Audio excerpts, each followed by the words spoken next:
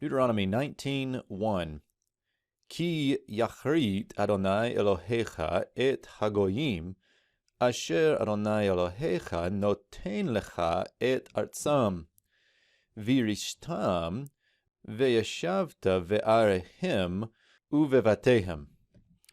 So we begin a new section here today. We've got the key that begins many of these new sections. This one is, I think, a temporal key, though, with when. Now, I've been helped by the Baylor Handbook by Arnold and Tucker on this one.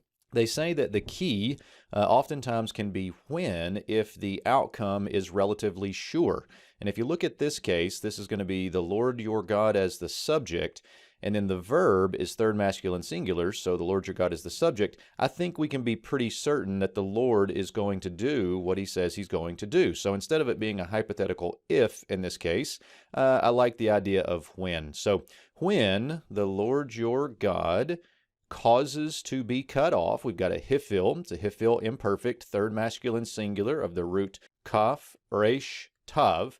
So this is the word to cut off. It also is to cut a covenant, but here it would be to cut off.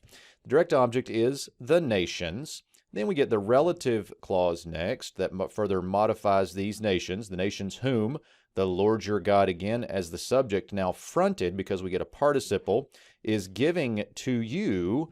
And then what is he giving to you? Direct object, their land. So this is the word eretz with a third masculine plural pronominal suffix there, the land of them or their land. Next we get the vav consecutive on two call perfect, two MS's. Notice the ta here and the ta here. The first one has the third masculine plural pronominal suffix with it. And what we have is a call perfect 2ms of the verbal root yod resh shin, to dispossess.